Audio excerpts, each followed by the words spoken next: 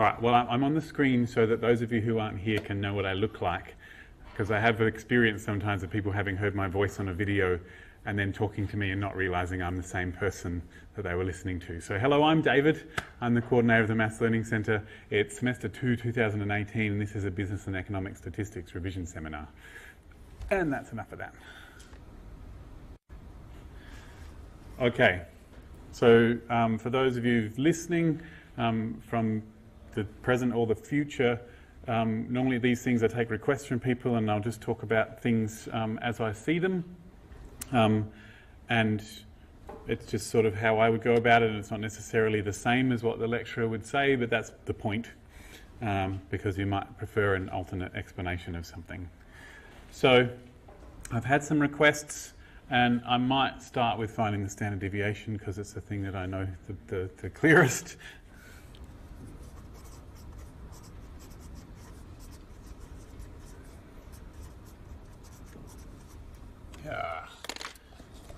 One of these will work.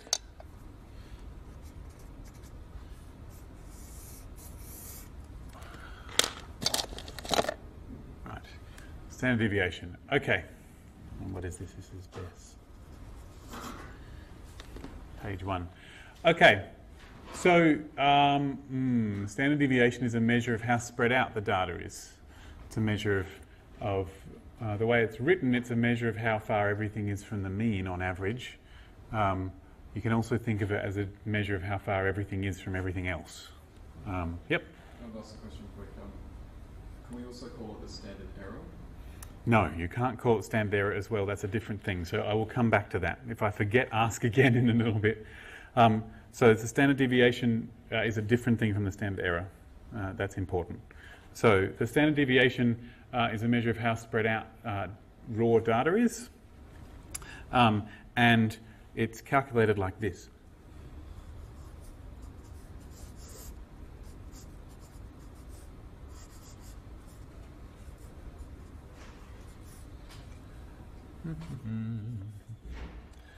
Oh, wow, okay. Well, I'm going to do it this way. Sorry?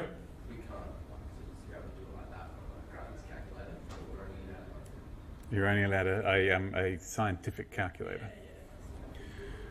So I'm presuming, most scientific calculators will do standard deviation for you, but I'm pretty sure your lecturer doesn't want you to do that either. Yeah. But you can get it to check, but most of them have a stats bit that you will do a standard deviation for you if you enter the data.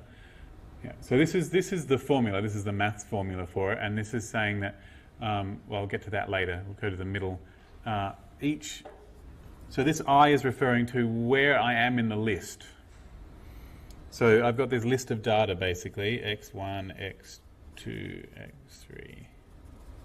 That's my data, like that, all the way up to the last one, which is the xn. So this is what this means, is that there's this list somewhere, and there's a first one and a second one and a third one. And for each of them, this I is referring to which one I'm up to. And I go, well, if I'm up to the x number I, I'll take off whatever the mean was and square it, and then I'll add up all of those answers for all of the different options, and then after I've added them up, I'll divide by one less than how many there are, and then I'll do the square root, and that's the standard deviation. Lovely. There is another version of this formula, which is a little easier to calculate by hand. And it goes like this. But before I do that, I'm just going to say this is the standard deviation, and we'll call the square of the standard deviation is called the variance.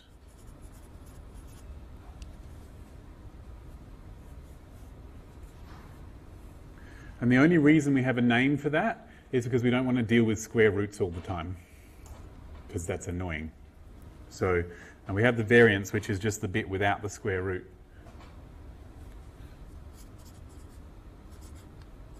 So there's no square root when you do the variance. And it's not really, they're both measures of spread outness, but the variance is easier to calculate because you don't have to do the square root. But the standard deviation means more because it's measured in lengths whereas the variance is in squares, and that doesn't really mean anything. Okay, cool. So the other way of calculating this is to do this.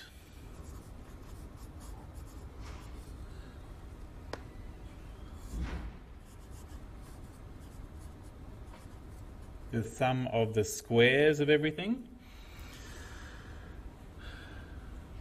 minus the sum of the individual things squared.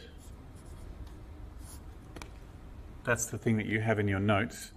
I have a feeling I want to check that because I don't believe it.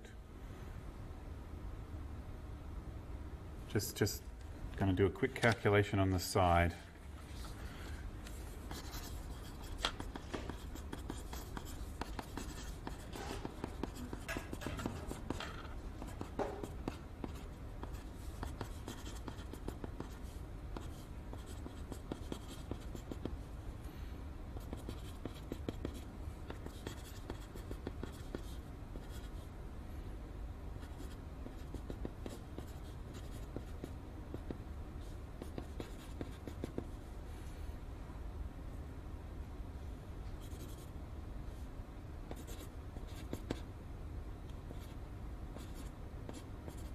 All right, yep, I believe it. It's okay. Right.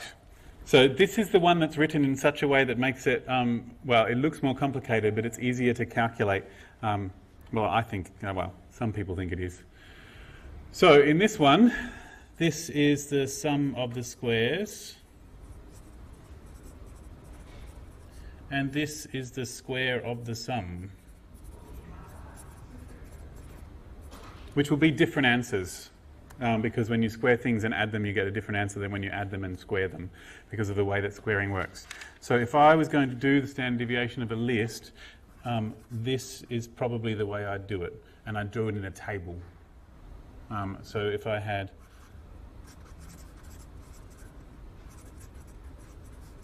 standard deviation of like 1, 3, 7, 2, 5, 8, 1, something like that. Then I would go like this. Rid of those ones. Sorry?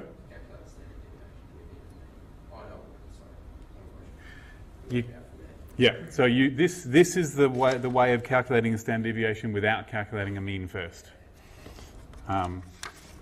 So I would go. I'll just put it in a table. 1, 3, 7, 2, 5, 8, 1. So these are the original x's, and this is x squared. 1, 9, 49, 4. I happen to remember my squares. I can remember 7 times 7, but I can't remember 7 times 8. I always figure it out from 7 times 7. And then I need the sums of those things. So what have we got? 1, 8 and 2 is 10, 5 and 3 and another 2 is 10, so 17. No, 27. That would make more sense. 2 tens.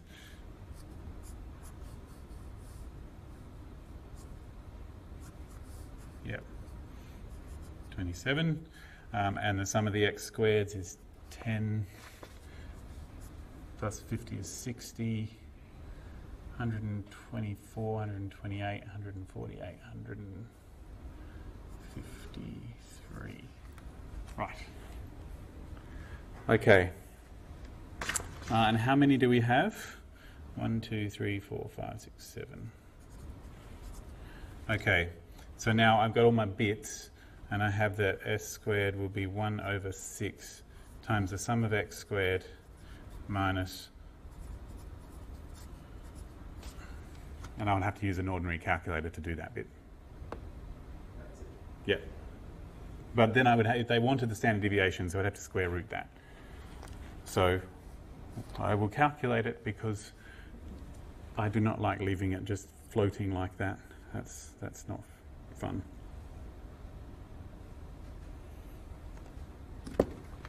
So what have we got?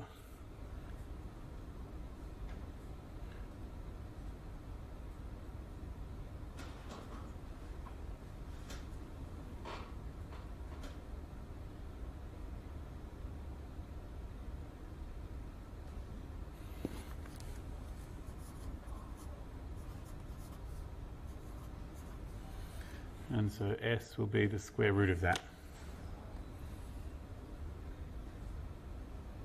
Square root of the answer. 2.85. I don't know how many decimal places your lecturer likes, but that's 3 decimal places worth.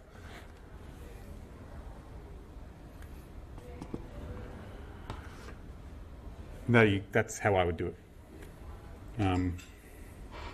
Yeah. So the other option to do it is to go back to the original. If you had already gone to all the effort of finding the mean, then you could do it this way. Yeah. So if you already know the mean, then you could write them all out in a table, take off the mean, square them all, add them up, divide by n minus 1. So we could have done it this way, and I'm going to do them both. Or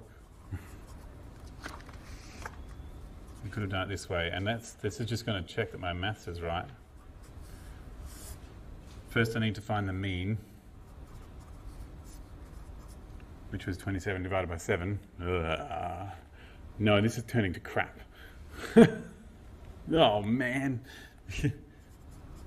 It's the total divided by how many there are, and that is not a nice number.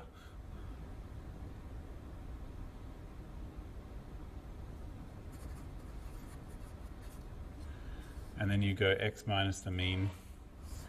So 1 minus 3.857. Yep, this is worse. Normally they're like pretty big numbers for one of the lecture examples at least for like.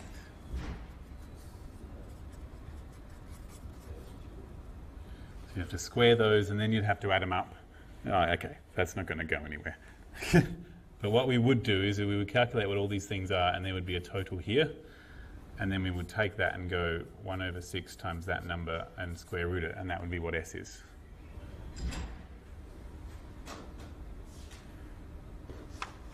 Yeah. I will put these on the Maths Learning Centre website and send you all an email to tell you where they are afterwards as well, just so you can find them later. But sometimes it is useful to take notes or take photos as you go. It probably won't be tomorrow morning because I have to do it manually. The Echo won't do it automatically because I'm not in your course. So. Okay, so that's standard deviations. There are other ways of calculating it if you already know what the mean is. But the quickest one does seem to be this, now that we've tried them both, because adding is easier than if everything's whole numbers or nice. Yeah, when you do a mean and there's not a nice number of objects, it will tend to turn to crap when you divide by it. All right, so let's just think about what this number means when we got it here. This 2.854. That's telling me that it's in some sort of weird-ass average sense, these things are all, on average, that far from their mean. And that's not too bad. The mean came out to, what, 3.8. So we've got some big numbers that are sort of 3 up from there-ish. Yeah, and some small numbers that are about 3 down from there. That's not too bad. I feel like I've done something wrong.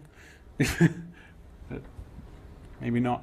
I want to get a computer to do this for me just so that I can check my answer. Because I'm feeling uncomfortable that I've done something wrong. 1, 3, 7, 2, 5, 8, 1. Is that right?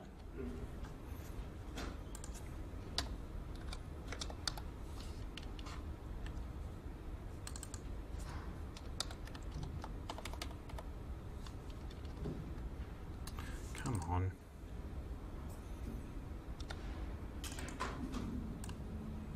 I'm just using Excel. No, I was right. Okay, it's all good.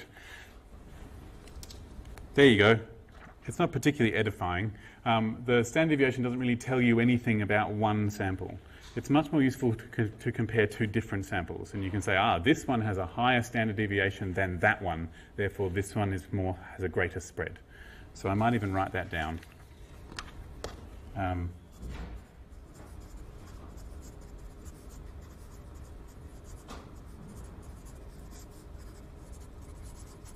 to compare samples, e.g. this sample is more spread than this one because the standard deviation is like 7 versus 3 or something like that. That's the sort of thing that you would say. It's useful for comparing things. Whereas a mean is useful all by itself. A mean will tell you where the data is. And you're saying, well, roughly this data, the centre of this data is at 3.85. Well, down there, 3.85. That's the middle of my data, and that's a useful piece of information. But spread doesn't really tell you anything on that. Okay, cool. Rightio. Several distribution. Okay. I will just add this last bit, that if you have a large amount of data and it's the sort of data that's created from adding up a whole lot of things or a measurement on individual people, it has the tendency to be this shape. And I mean, it doesn't always look like this because it's more like, you know, a histogram.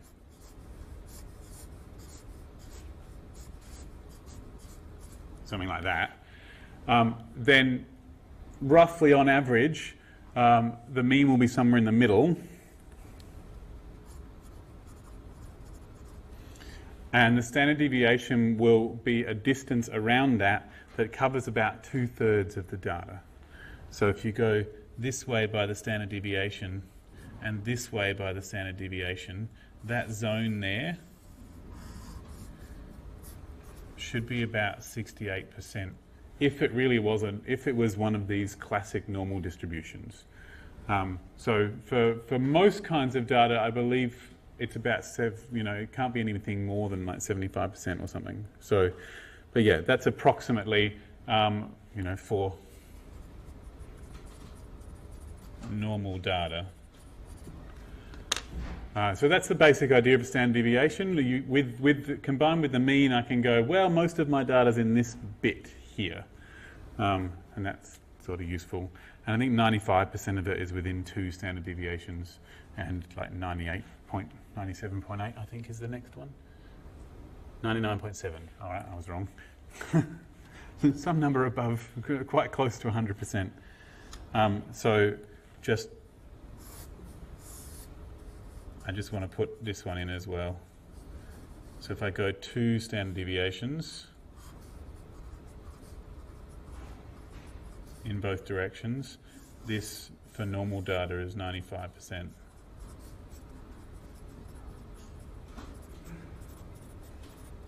All right, cool.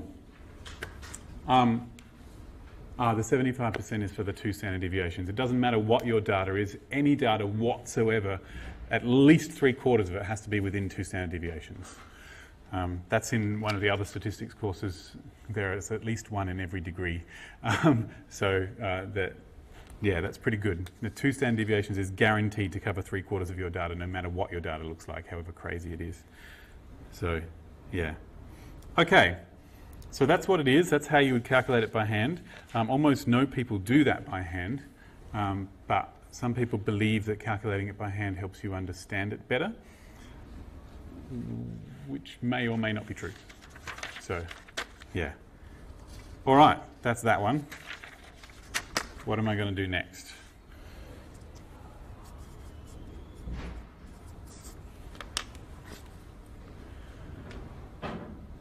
I might come back to these ones and talk about the probability first. Okay. What sorts of things were you thinking of? I don't know, sorry. It's all right. Yeah. Okay. Let's go for it. Yeah. All good. I'm glad I did yours first.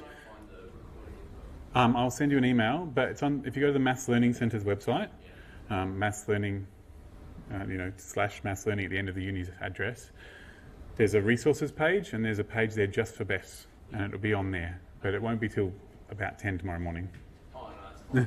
Yeah, but I'll send you all an email as well. from the Maths Learning Centre. Okay. Do you know how all my email address will be? Well, did you get the one about this? Yeah. Then yeah, I send everyone in the whole course an email, and that will cover you. Thanks very much. Okay, so the general idea of probability is trying to get a handle on either how likely something is, or how much you believe it's going to happen, or how much you believe it's already happened. They're all three different interpretations of probability, and the important thing to know about probability is that you are comparing the thing that you're thinking of to all the things that could have happened, or all the things that could happen. So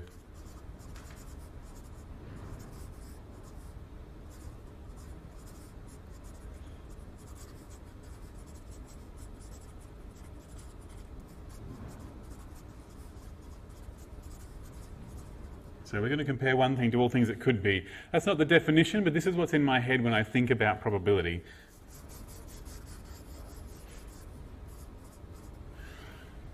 And to a statistician or a regular user of statistical theory, this list of all things that could be and how likely they are is called the distribution.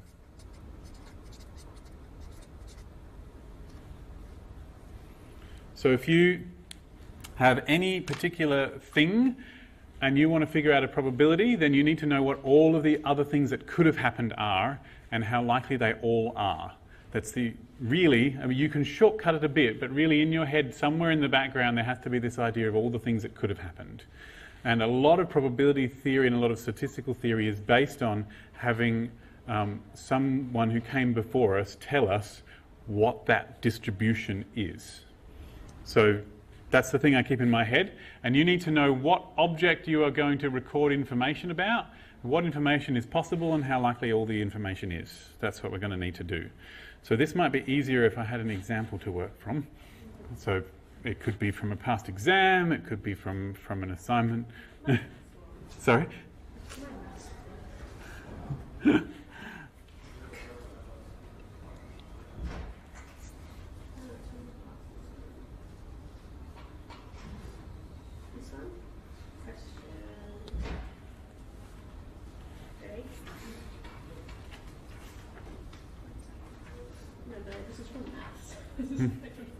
Did you do conditional in BES as well? Yeah, well, I think so. You should have.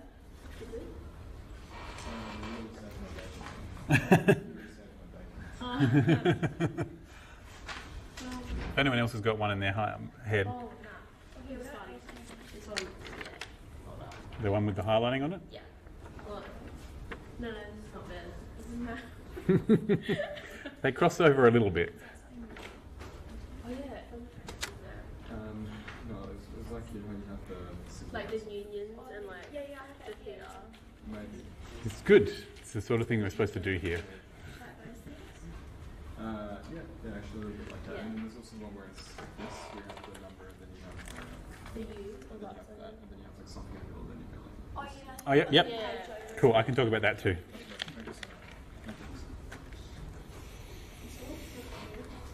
We'll see myself later. Okay. Yeah. All right. I'm just going to do an example, and that will hopefully help me talk about the things I want to talk about. Sometimes it's a bit hard to do it off the top of your head. Okay. So, my first example will... Oh, I forgot to bring my statistics box. Okay. So, crap. Do you want a question? No, that's all right. I'm just thinking it through. So my first example is going to be a stupid example. Everyone uses dice and cards and stuff, and that's what I'm going to use first. Now,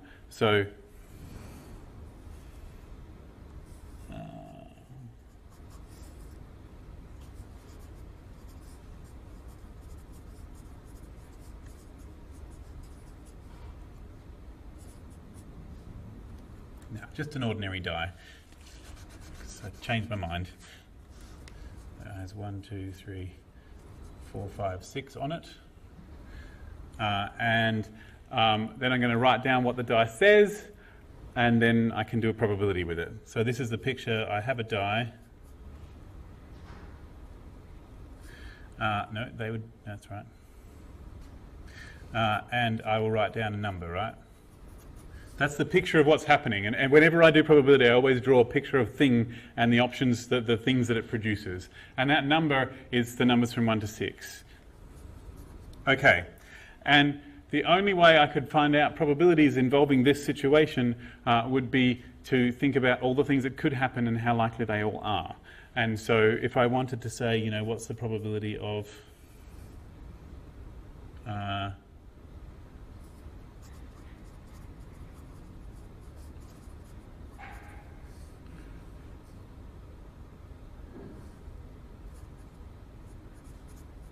number with curves in the way it's written, yeah, then I would go, well, let's see.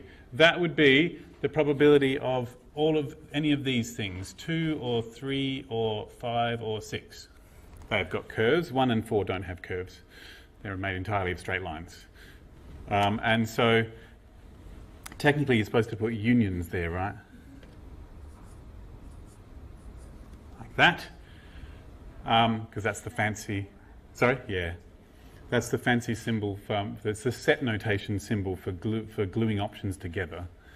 So you normally read it aloud as or. When it's inside a probability, you read it aloud as or. 2 or 5, 3 or 5 or 6, and then I go, well, okay, that's cool. I've got 4 options out of the possible 6. Now I just need to know how likely all those options are. So this is the picture. 1, 2, 3, 4, 5, and 6, and they're all the same, right? This is how likely they are, right? They're all the same chances of happening. But it could be that if I was rolling 2 dice, then the totals wouldn't all have the same probability. And so I would need to take that into account. So in this one, I've got, well, let's see, the probability of 2 is 1 out of 6, and the probability of 3 is 1 out of 6, the probability of 5 is 1 out of 6, and the probability of 6 is 1 out of 6. And so I've got 4 out of 6. But normally you don't do it that way. You normally go, oh, well, there's 4 options out of 6 options. That's what I've got. But you can't do that 4 options out of 6 options thing unless you're sure that they're all the same chances of happening. Right, that's the basic idea of probability. But some things are not equally likely. So, for example, if I rolled 2 dice,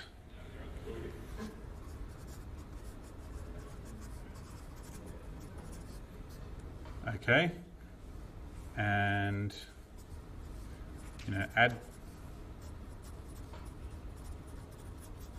the results.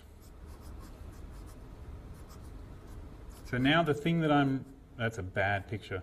Now the thing that I'm recording information about is a pair of dice, and I get 2 bits of information. I get well, 1 piece of information from them, but what I've done this is I've got, roll 1 and the roll 2, and then from them I've got the total.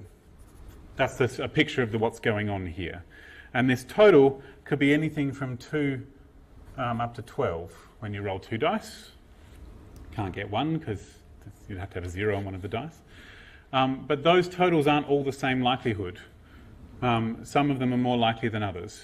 And so you would have to, if you wanted to know, the probability of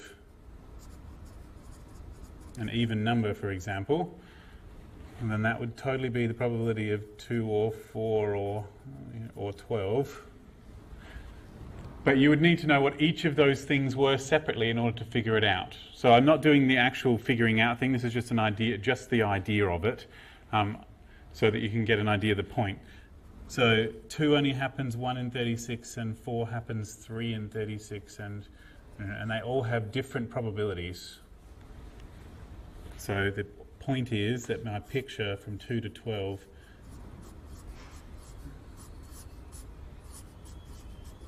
probably not enough, but that's the general idea, that they're not all the same probability. And so I have to, because each of them is different, I have to do it this way. I can't add them up separately. If I'm extremely creative, I can change my perspective in such a way that I can think of how they're, instead of thinking of the totals finished, I can think about it at this stage and split them up into things that are equally likely if I'm clever. But that's not important at the moment, so I'm not going to go there. Just wanted to point out that if they're not the same likelihood, you're going to have to think of different things. Sweet. All right. Doing well. So the point is they're different probabilities. Not important at the moment how we figured it out. But if you ever want to know, I can tell you.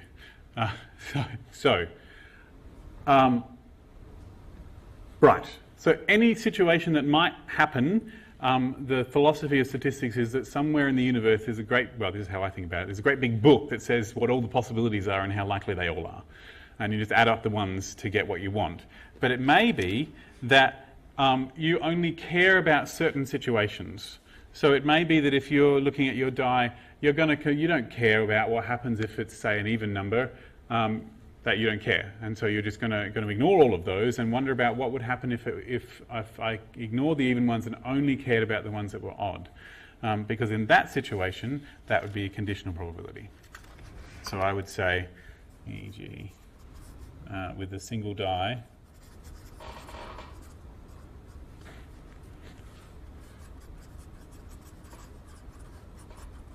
I tell you it's odd, what is the probability that it's got curves? Okay? So now there's two things that I'm writing down about this number. Okay? So I can look at the things that are possible, and I'm only looking at the odd ones.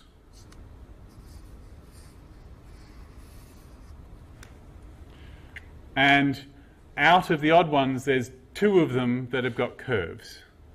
So I've specifically said, well, you know it's odd, and so I'm only going to look at those. So I can do it directly. So this is how it goes. The probability of curves given that it's odd, that's how we read it aloud. Given that, is going to be, well, it's 2 options out of 3.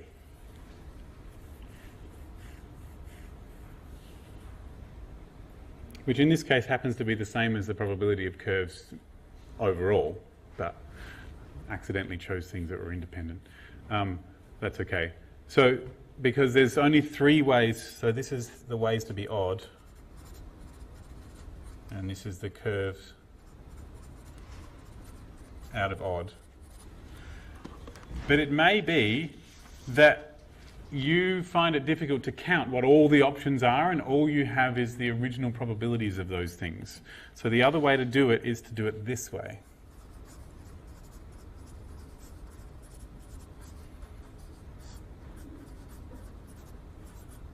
And do the probability of being odd on the bottom, and the probability of... Okay, I'm going to change this in a second so I don't finish writing it. We could do it as the number of possibilities of curves out of odd, and the number of possibilities of just odd. But they might not all be equally likely, so I might have to add them all up separately, so I can't just count them, so I need to do them as proper probabilities. And I only care about the bits of curves that are in odd. So this thing is read aloud as intersection, but normally when inside a probability you would say the probability of curves and odd.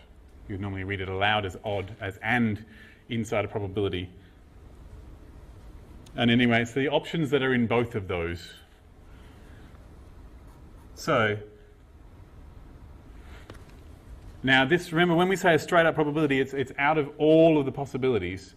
So the probability of being odd out of all the possibilities, well, that's half of them. Half of all of the 6 possibilities are odd. And the ones that are both curved and odd, there's 2 of those out of the 6.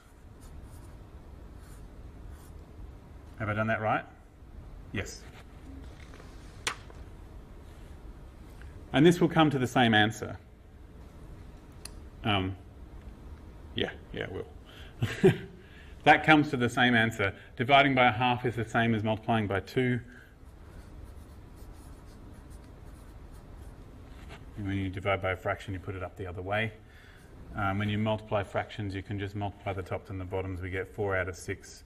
And 4 out of 6 is the same as 2/3, which is the same answer as we got before. Excellent, everything works. The key is that you might have to do it this way because you can't just count the options because they might not all be the same probability. So if I had 2 dice and I wanted to think about what would happen if things were even, the options aren't all the same, so I have to add up the probabilities properly. All right, let's do this in a wicked example, which is one of these. So suppose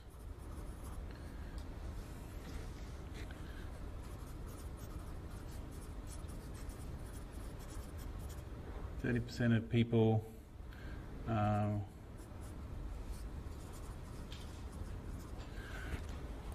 where do we go? I want people to choose between some products. No, no, this is a whole other thing.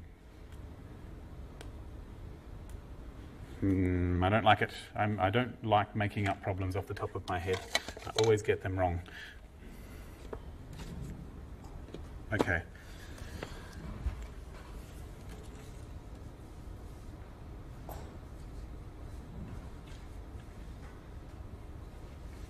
All right.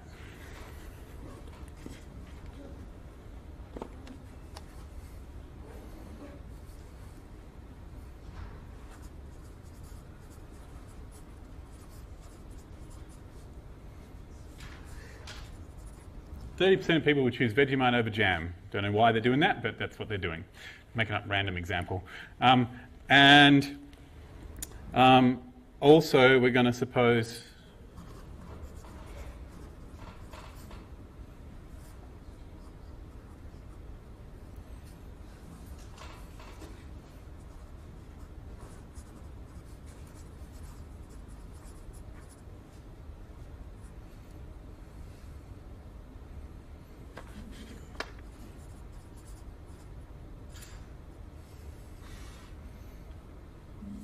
shop on Thursdays. Certainly feels like that when you head down there. Okay, maybe that's a bit high. Let's say 20% of people shop on Thursdays. 1 out of the 5 days, that sounds good. Shop on Thursdays. And so we might be interested in, out of the people who shop on Thursdays, how likely is it that they're going to choose Vegemite if I give them a choice? The only way to know that is to know how many people there are. Crap, I'm making up a stupid example, but that's okay. So I'm just going to do something. This isn't really a problem. I just want to talk about it. So if we did this, probability of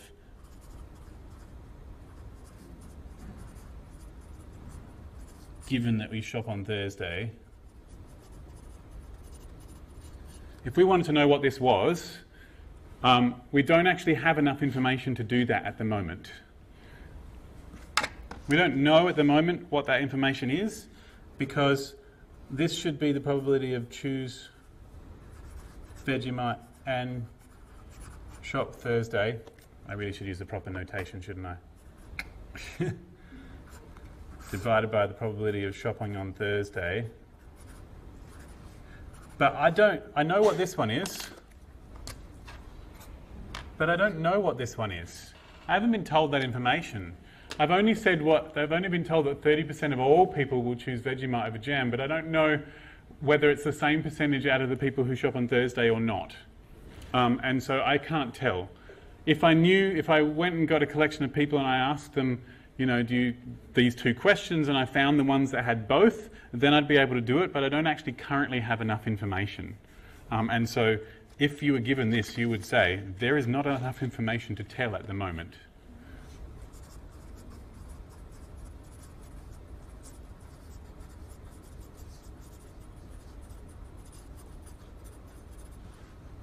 Okay. All right. So Bayes' law is about finding that information with the stuff that you've got. And it involves thinking quite creatively about what's going on here. But before I finish this, I'm just going to think about our people. Our people had two options, which was Vegemite or jam, so the kind of spread that they like. If I give them an option of two, and they could have what day they shop, which would be like, well, I suppose they'd be Monday, Tuesday, Wednesday, Thursday, Friday, Saturday or Sunday. They're all the options. And I'm only interested in these people, the Thursday people. And so that's the information I have about people, and I could imagine drawing a diagram of all the people who, all the options that I could possibly have, which could be a table or it could be a Venn diagram. So I could have this table where I've got the spread, Vegemite or jam, and the day. And you could have this table of how likely it is to be in any one of these little boxes, like that. And we know that the probability of being in all of this together, that was 30%, because we're told that to begin with. And we were told that the probability of being in here was 20%. But what we don't know is how many people are in this box. What percentage of people are in that box? You know, it's got to be at most 20%. And it's got to be less than both 20% and 30%, but I really have no idea. There might be nobody in that box at all, and somehow we've still managed to fit 30% of the people here and 70% of the people here without having anybody in there at all, but we don't know. And so without that extra information, we don't know. But if we knew what percentage just out of the... That's Friday, damn it. Do you know what my problem is? I normally, when I do things in my calendar, start things on Sunday, so I know roughly where Thursday is supposed to be. That's where it would be if I'd started on Sunday. If I knew just out of the Thursday people what percentage chose jam or Vegemite, I would be able to figure out what goes in this box. So if I knew that extra information, then I would be able to do it. So I hope you don't mind, I'm just talking things out. If I knew that 15% of Thursday shoppers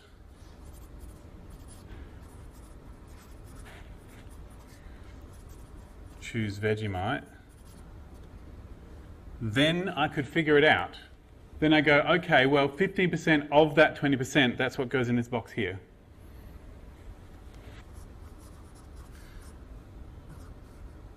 Then the probability of Thursday and Vegemite would be, well, it's 15% of the 20%. That's what goes in that box there, which is whatever that is. 10% of 20% would be 2, so 15% of 20% would be 3%. Oh, sorry. So this isn't necessarily how you'd actually do the working. I was just thinking about it. So I don't know how it is up in economics, but most statisticians I know have an aversion to percentages and they prefer everything in decimals. Is that true? Yeah. Okay. So the fancy working would go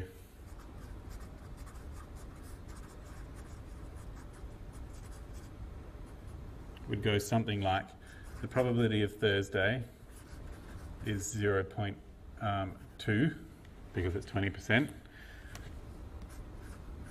The probability of Vegemite given Thursday, we were told, was 15%. So this is saying people on Thursday, 15% of them choose Vegemite. So out of the Thursdays, the Vegemites are 15%.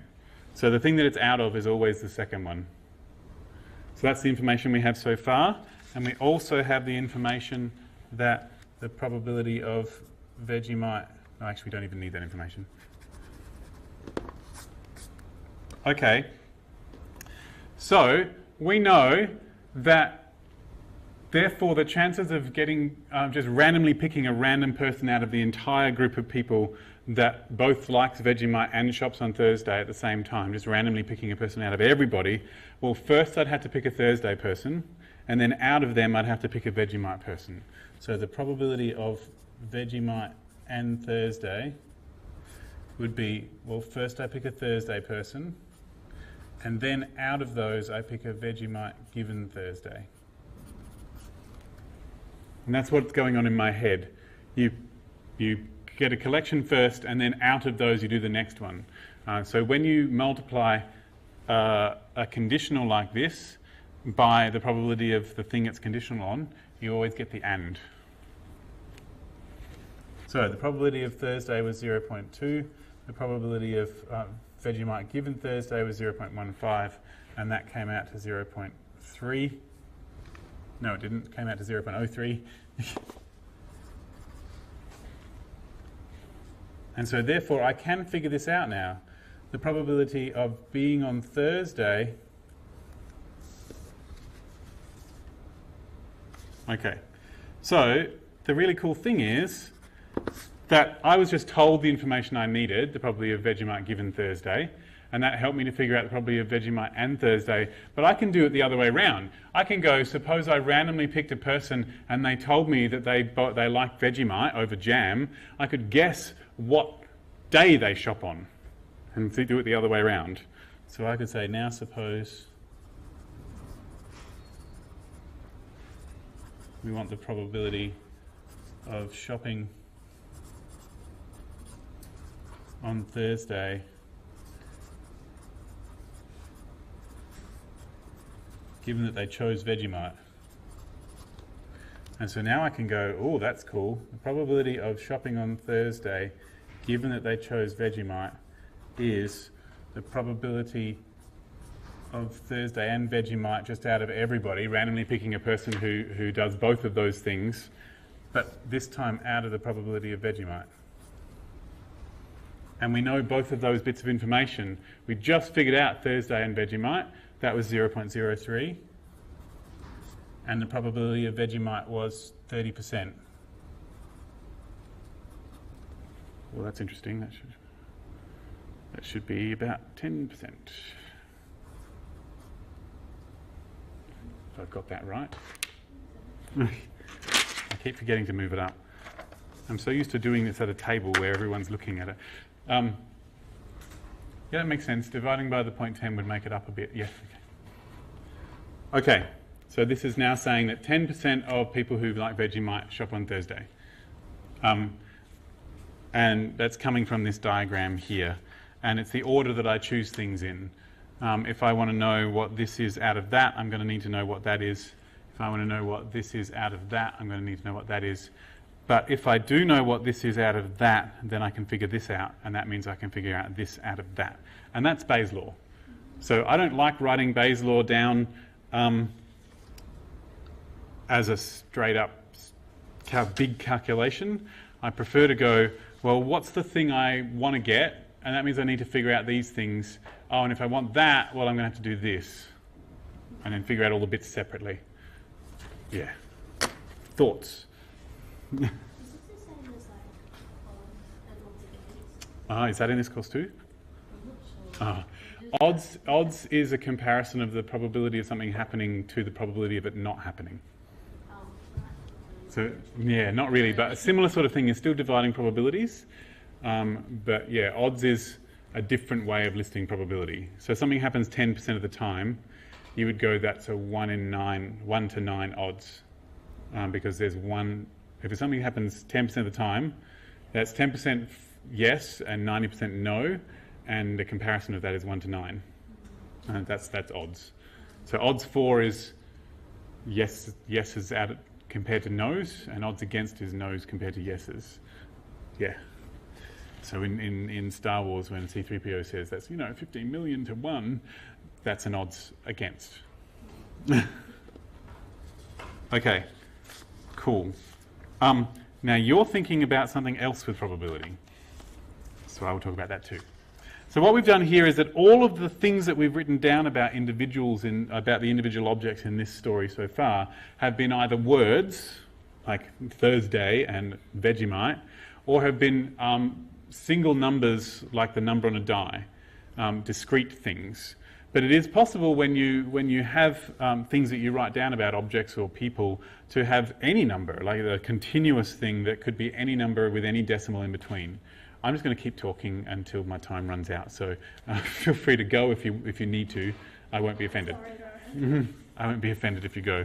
In fact, I will keep talking. Yes, you can. I will keep talking even if you all leave and just send you the recording. Okay. So when I get to these things, I'll send you the recording, okay?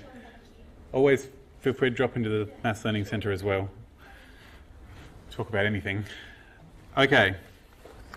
So the thing is that sometimes you can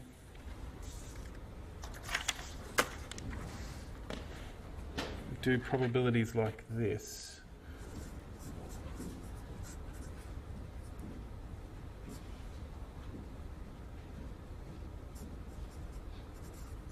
Height is a bad one for economics, but I'm just going to do it anyway.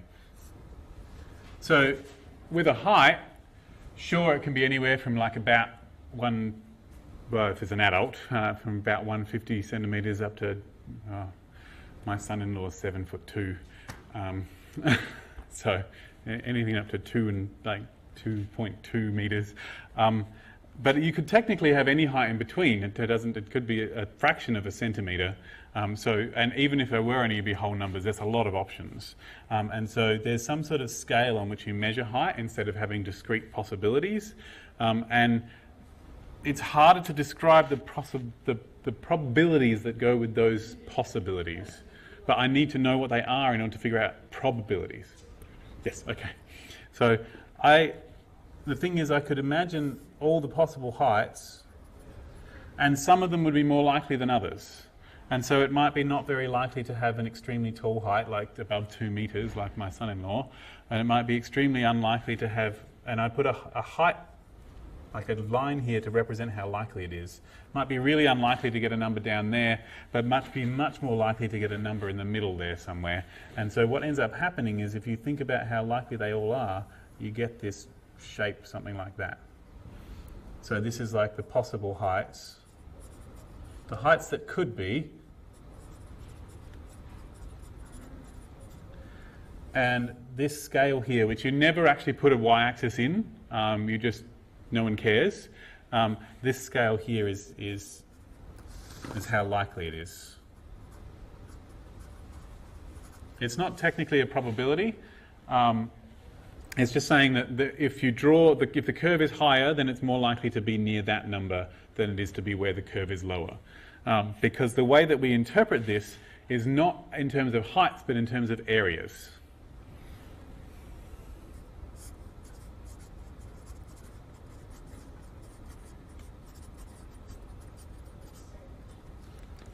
So the heights don't really mean anything. They just sort of say, well, if it's higher, it's more likely. But the areas are specific probabilities. And so when you think about things that are specific, that are have a lot of possible numbers, it doesn't really make sense to say what's the probability of having a height of 180 centimetres. You don't really care. You say, what's the probability of having a height between 175 and 185, or between 179 and 181. You don't really care about a specific height. You only care about numbers. And if you think about in science where you measure things on a scale, your ruler only goes down to a certain spot, and so saying that something's 5 centimetres long is really saying it's between 4.9 and 5.1. That's the idea. So any area is a probability, and the way to describe the piece that you want is to describe which collection of heights you're interested in. And so that's where the thing that you're thinking of came from. So you might say,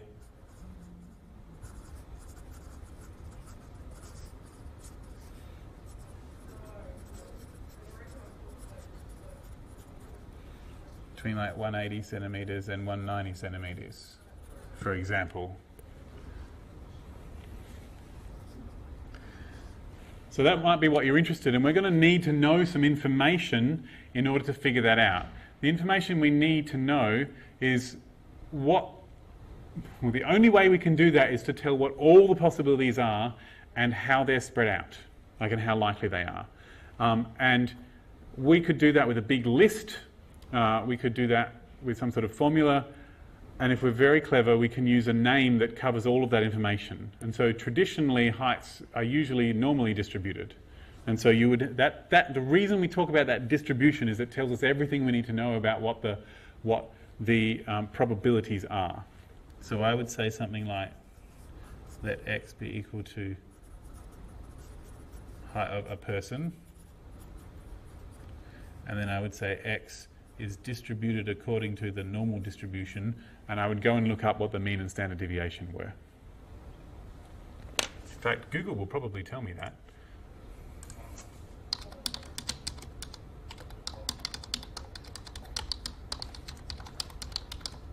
You've got to go too? No, I'll be back.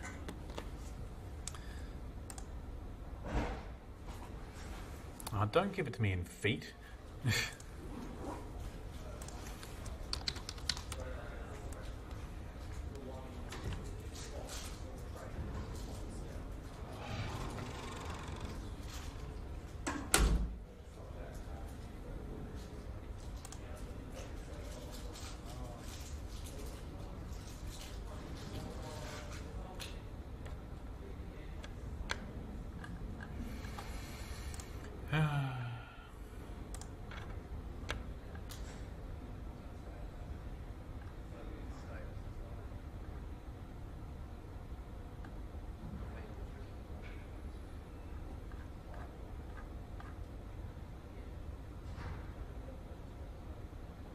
Come on.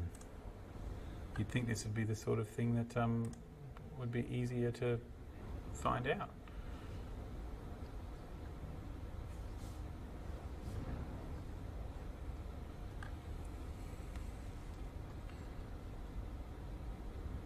Alright, well, I'm just going to go for men.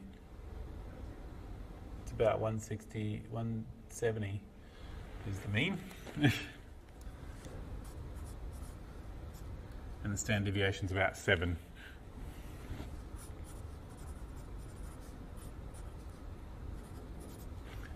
Your lecturer, do they put a square on this when they write normal distributions? Do they say like 170 and 7 squared, or do they say 170 and 7? Some people use different notations, and I don't. Yeah, okay. It's the standard deviation. The squared is the variance. But in some courses, even in this same university, they don't put the squared there. So just be careful. Okay. So this is saying it's a normal distribution.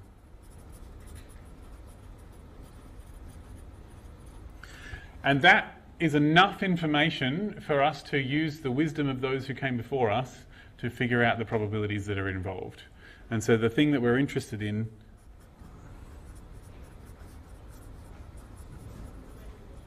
the event of interest is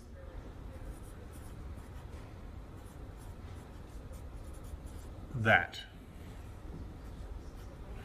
Doesn't really matter whether I put it or equal to or not. Is that number x for the height being somewhere between 180 and 190.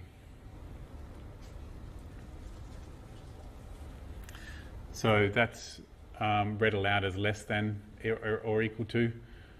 180 is less than or equal to x, which is less than or equal to 190. Okay. So we are interested in this. We are interested in the probability.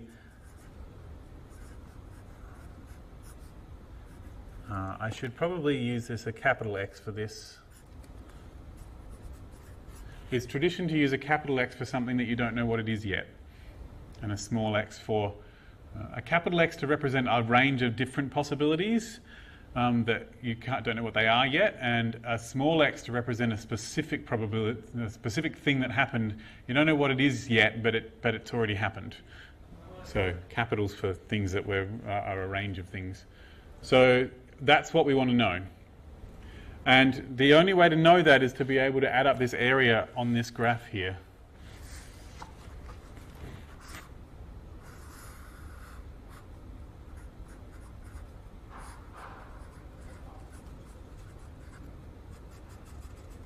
like that.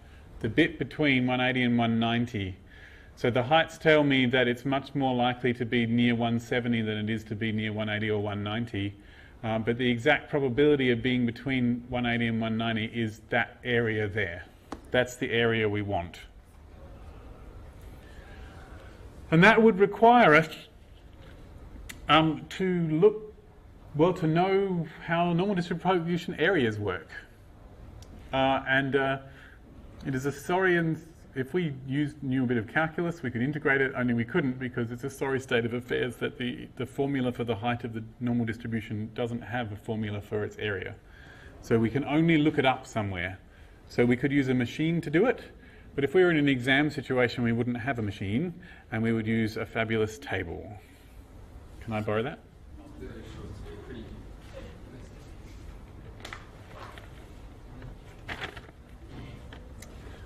Okay.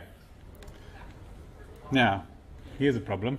My table talks about this thing called Z, and it has a mean of 0 and not a mean of 170 like mine does.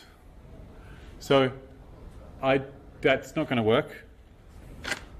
I'm going to have to convert.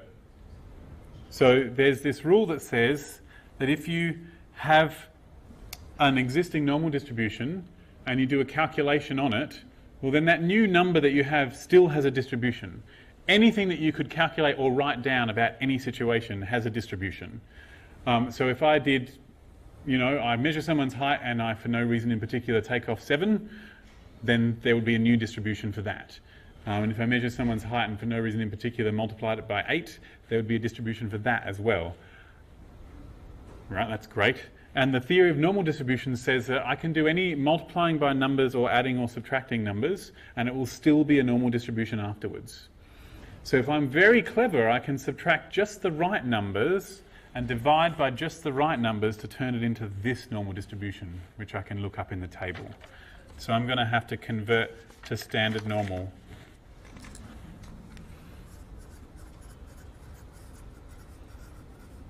Which is done with a Z. Don't ask me why. So, I know that if I take off a number from my normal distribution, the mean will go down by that much, but it won't make any difference to the standard deviation. And if I divide by a number, it will make the mean will get divided by that, and the standard deviation will get divided by that as well. So what I'm going to have to do to make the mean 0 is take off the existing mean.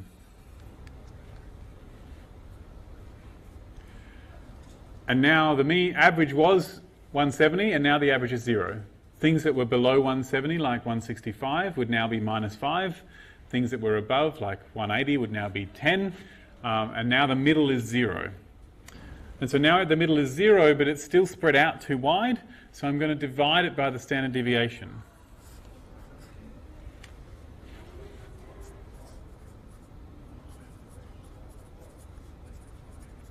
Subtract the mean. Divide by the standard deviation. And that's going to come out, that's going to be a Z. And this Z is a new variable. We've calculated it from our existing one, but it has its own distribution. And X being from 180 to 190 would correspond to Z being from somewhere to somewhere else. And so I would go something like this.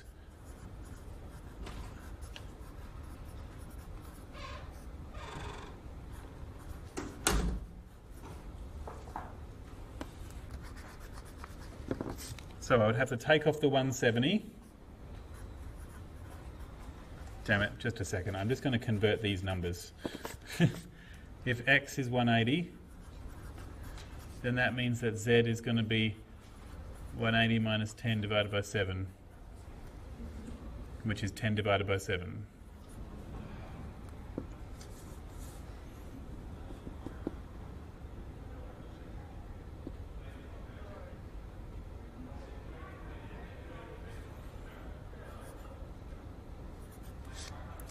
And if X is 190, then the Z will be 190 divided by 10, minus 10 divided by 7, which is minus 10 divided by 7. No, it's not. Minus 170. Damn it, I'm doing so badly. That's 170. The answer is 10. This is 170, which would be 20 divided by 7.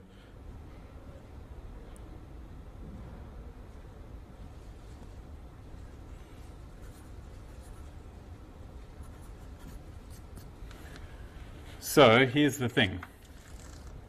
The probability of x being between 180 and 190 is the same as the probability of this new number z being between these two numbers.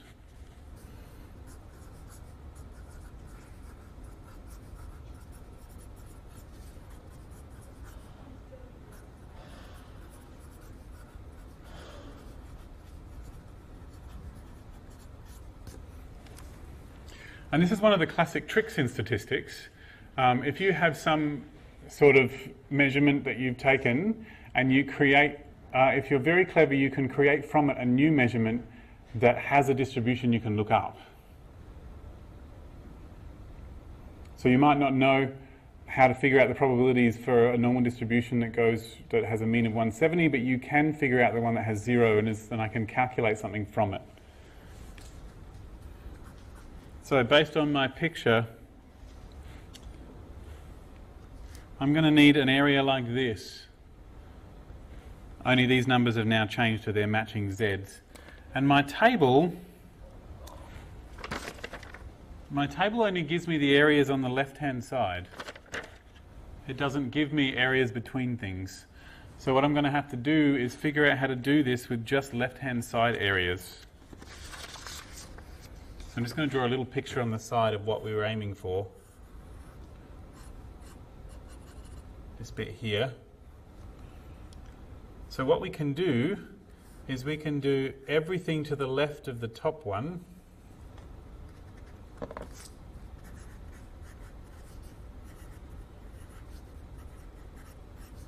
So that's this bit. And take off everything that's too small.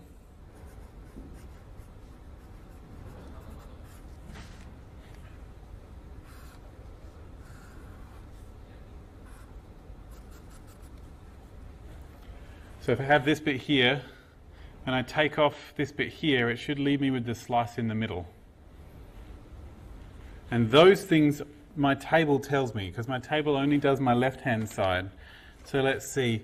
2.857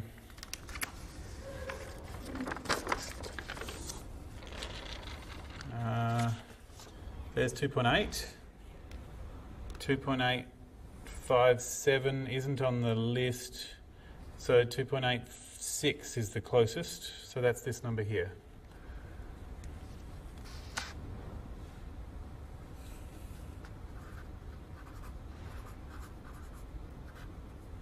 And 1.429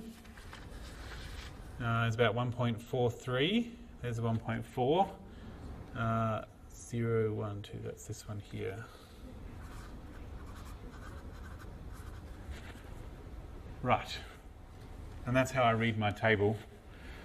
And then I'll have to do that calculation with my calculator.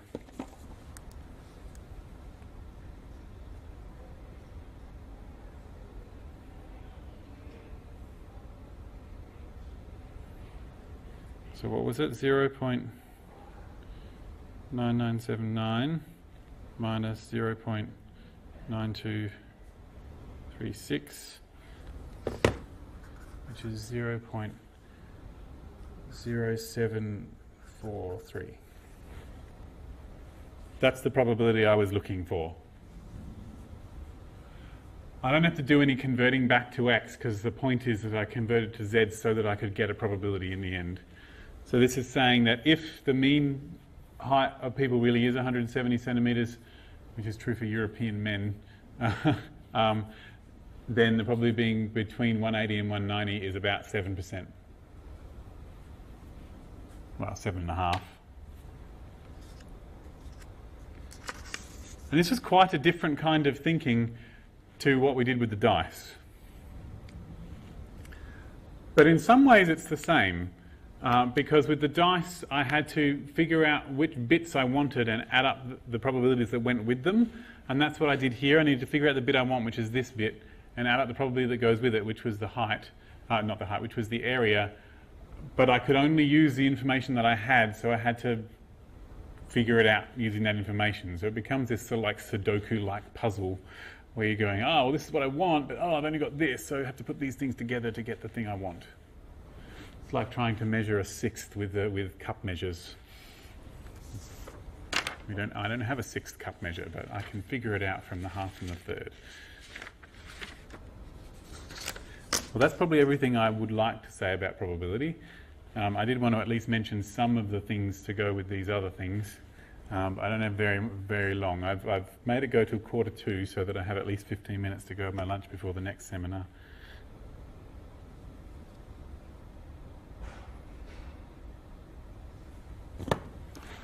Okay. I think that's pretty much the probability things that happened, other than the probabilities that turn up while you're doing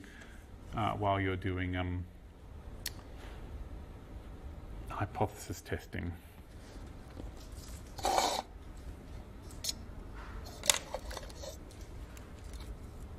So, our friends who've already left asked about these things. So they asked about lower confidence limits and upper confidence limits, t-statistics and two-tailed tests and interval estimates, and that's all to do with the inference. Oh, that was yours. That's all to do with inference stuff, inferential statistics. So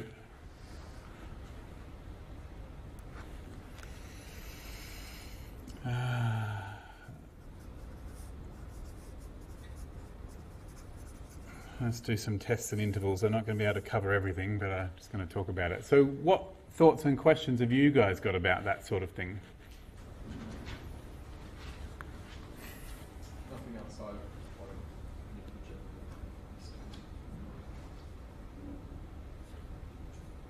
I'll be honest, I'm kind of using this as like a refresher for my memory. Okay, cool. So just best to ask questions. That's all good. That's all good.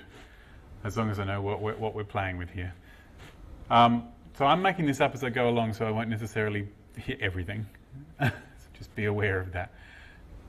This isn't right, is that? Would you explain the standard error? Yes, standard error. Actually, good, because this is where we're going to get to. Okay, so thank you for reminding me. I told you I needed to be reminded. So, right.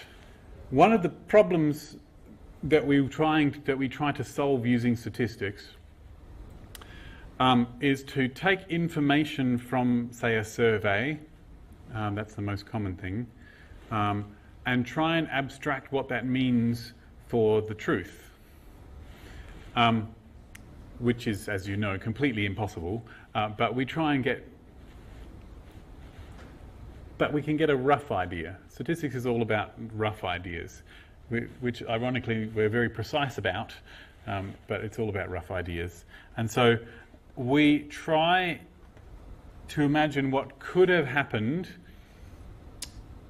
if we did the same survey again or at a different time. So let me see if I can think about this. So suppose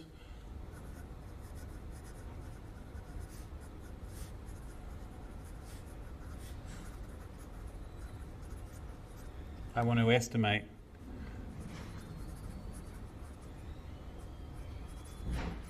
the mean height of, Aussie men, because it's probably not 170. Actually, that's probably about right. Most of us are European, but it depends on which region you're in, I suppose. But suppose I want to estimate the mean height of Aussie men, and I'm not going to measure them all. And the moment I measure some of them, there will be some more men that appear that weren't there before. That's the nature of human beings. They keep making more of us. And so it's sort of impossible to figure it out exactly. So if I want to estimate it, I would take a sample of Aussie men and I would measure them and I would say, well, what information does this give me about what the mean height of Aussie men really is? And so I could take a sample of like 100. Aussie men, and I could measure all their heights and average them. And that wouldn't be the worst estimate of the mean height of all Aussie men. So here they all are.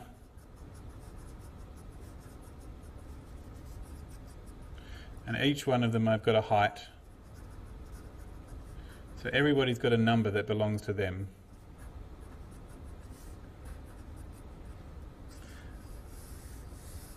And then I take all those numbers together, and from them I calculate a mean out of my 100 people. Okay. So I was going to go all stats theory on it. Then I might say let X be the height of an individual man, and this person would have height X1, and this person would have height X2, and this person would have height X3, and then this mean would be called X bar. So this has got X1, X2, X3, etc., and this would be X bar. Cool. So the number that I get, I'll go, that's not too bad an estimate of what the mean height really is. But I know it's not going to be exactly the same as the mean height, and so I would like to figure out which numbers for the mean height, the true mean height of all men, seem reasonable based on the information I've just calculated. And when I'm thinking reasonable, I mean likely, right? So I can't really talk about the likelihood of the mean height of Aussie men, because it's whatever number it really is. Now, technically, as more people grow up to become men and more men die, the number changes constantly, so I'm not going to get into that philosophy, but it's whatever it is.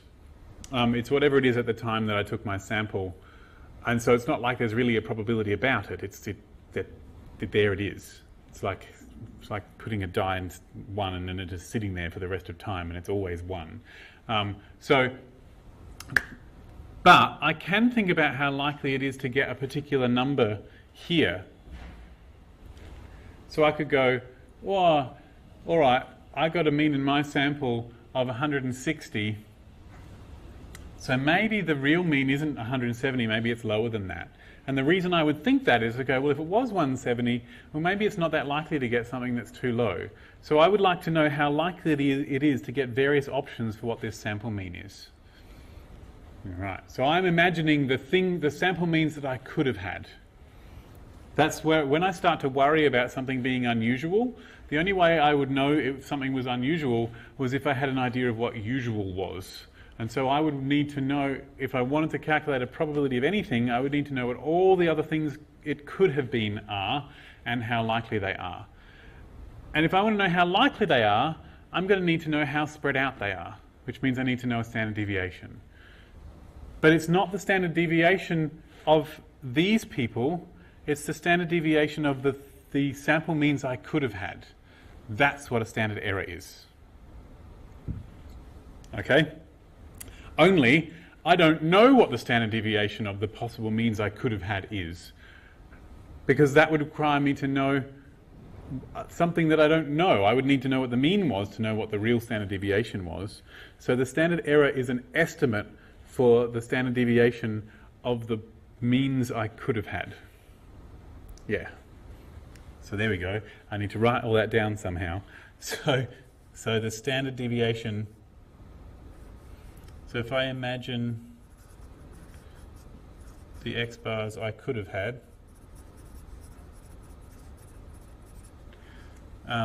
they would be a normal distribution of their own, and they have a standard deviation of their own. These are the possible X bars, and they have a standard deviation of their own. And so my estimate for the standard deviation of the X bars I could have had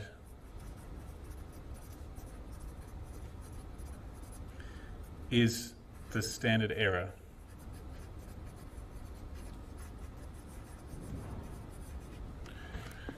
So in answer to your original question, is a standard deviation a standard error? No, but a standard error is a kind of standard deviation. Yeah, and it is not calculated at all in the same way. I calculate it from my standard deviation. So the way that we normally calculate it in this situation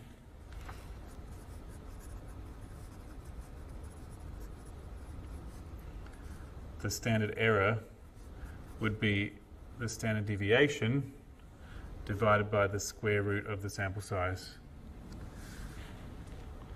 But every situation has a different standard error, because if you are attempting to calculate, if you are having a different thing that you are measuring, it will have a different standard deviation for the things that it could have been. And so every situation where you are doing statistics requires a different standard error, basically, and you have to know what it is. Right. And in the same way that I might have a guess at what I think the mean of the sample means is, and I could figure out probabilities using the mean of the sample mean and the standard error, but I need to be able to look that up somewhere, and so I'm going to have to convert it into a standardized format so I can look it up in one of the tables or computer programs that does these things. So, right, so we're doing very well. So now we have two things that could happen. Two things that could happen are, and there's one that's easier to do mathematically than the other. One is to say, I think the real mean of all these Aussie men is 170, and I want to know how likely it is to get my particular X bar. So I could ask this question.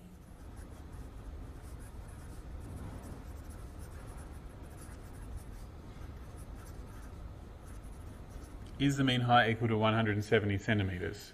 And it's traditional to ask the question, you know, to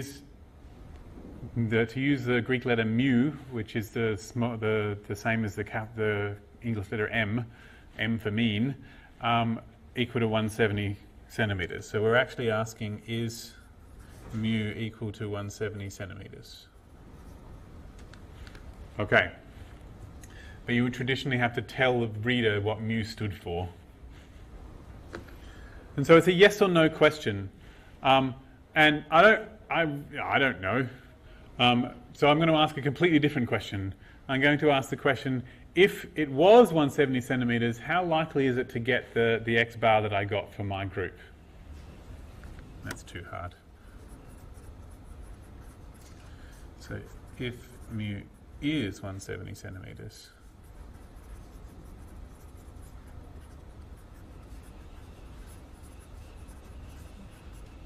how likely is it to get my X bar? Only that question doesn't make sense either. In the same way, it doesn't make any sense to say how likely is it for one person to have a height of 172. Only ranges make sense. And so I need to pitch this as a range. And so it's actually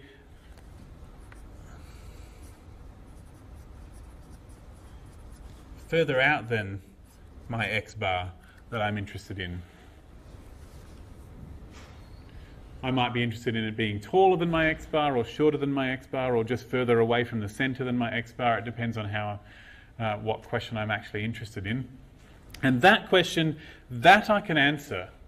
So I can go, well, if it really was 170, then I can use that information to figure out what shape this distribution really is, and then I can do a calculation that I know the probabilities for. So that's the thing we want. So we want to know, what's the probability that X bar is like, that the real X bar, let's change the question now. Can I just tell you that I got 160, hey? Just for my sample.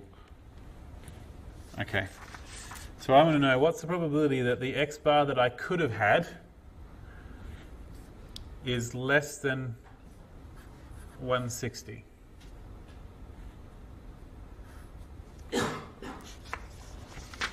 Supposing that the real mean is 170. But that would require me to know what the possibilities are for X bar. So in that case, X bar, well, the mean of the X bars should still be 170. The mean of the sample mean should be 170. And the standard deviation would be whatever the real standard deviation is divided by root n.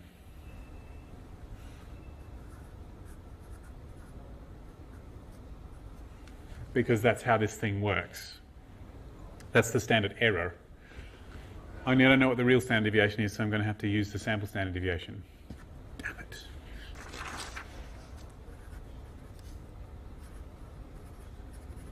There we go. Just chuck a number in there at the beginning that I calculated from my sample. Okay, so I could do a calculation where I adjust that because I know that all of the things that I can look up have 0 in the center, so I should take off the mean. So let's convert. I should take off the mean, and I should divide by the standard deviation of the x bars, and that should come out to a normal distribution, only it won't because I don't know what sigma is. So when I do this one, Gossett, working at the Guinness factory back in I think 1890-ish, discovered that the correct name for this thing is T. There you go.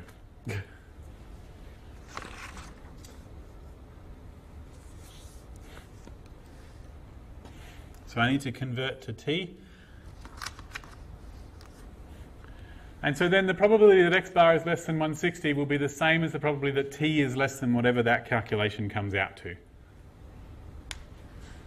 So in our situation, the T is going to be 160 minus 170 divided by 6.3 over root 100, whatever that is.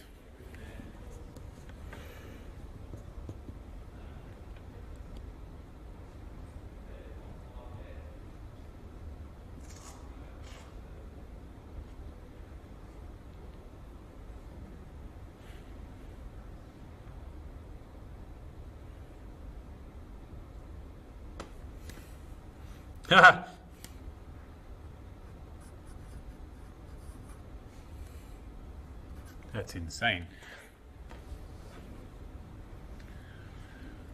So my question of is the x bar, how likely is it for an x bar to come out to be less than 160 if the mean really is 170? Is the same question of how likely is it for a t to come out to be less than this? And the answer is like basically none. So you don't normally put this bit in, but I just wanted to put it in here.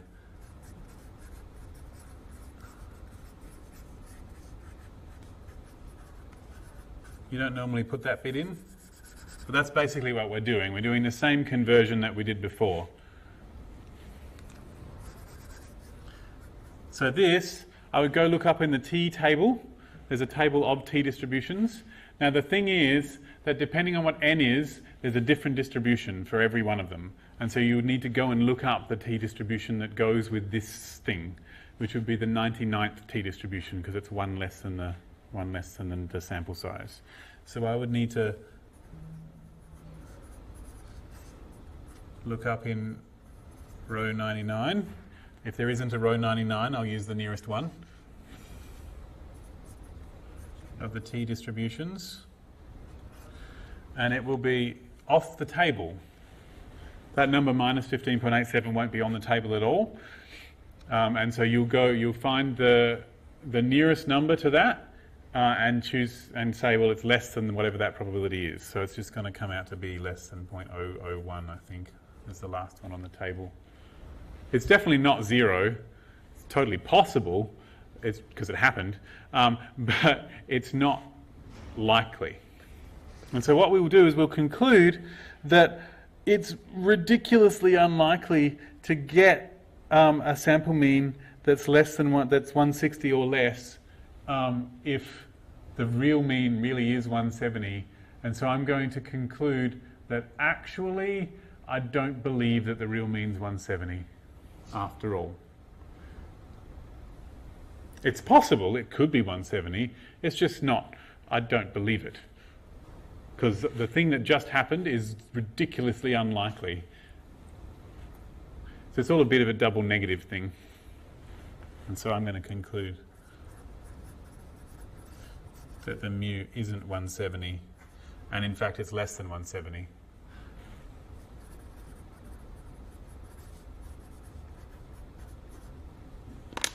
Now, I pulled a bit of a Swifty here, where I only did the probability of being strictly less than the 160.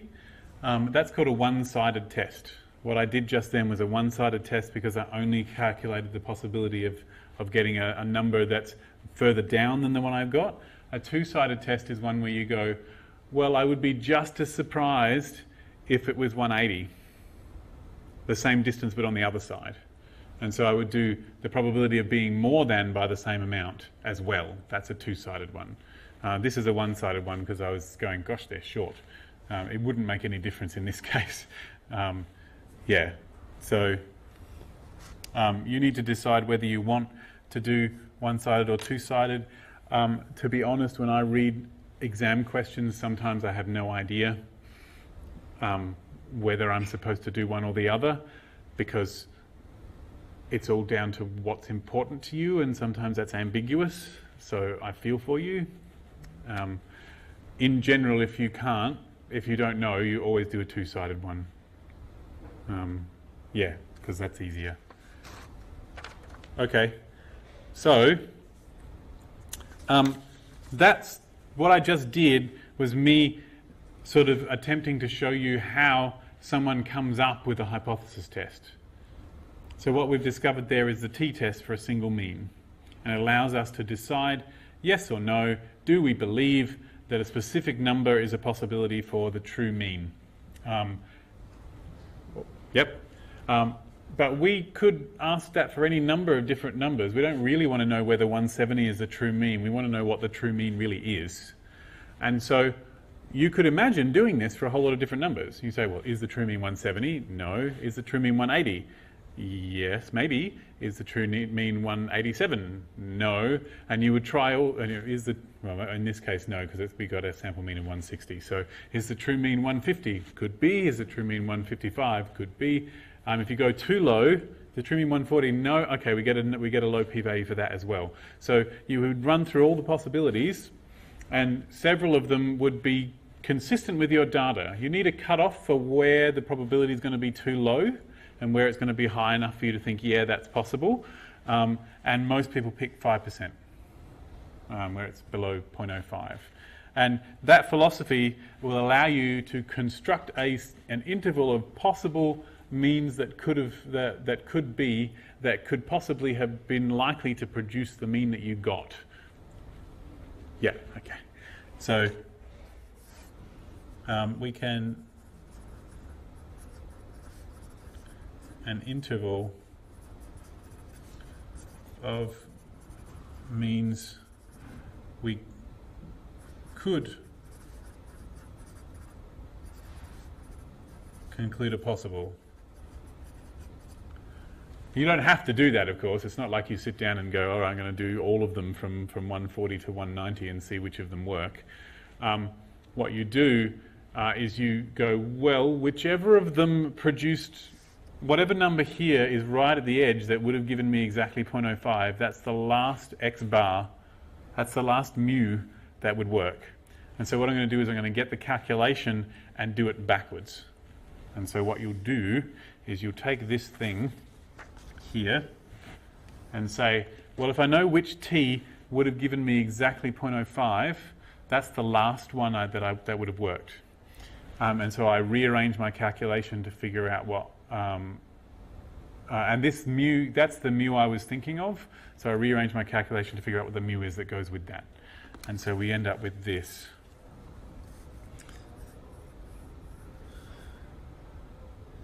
So you get these two ends. So you find a critical, they normally put a star on it. So it's this star, it's this t. Find the critical's t star.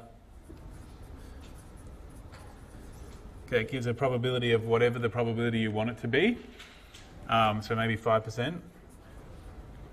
There will be a written seminar for Sam here in about 15 minutes. Sam? Yeah. Yeah. That gives maybe 5%, but if you were doing a 90% interval, you'd put 10% in that spot. And then you would do this. So the lowest mu that is acceptable would be the x bar minus the t star times the standard error. And the highest mu would be the x bar plus t star times the standard error on read. And that's called a confidence interval, or just an interval estimate.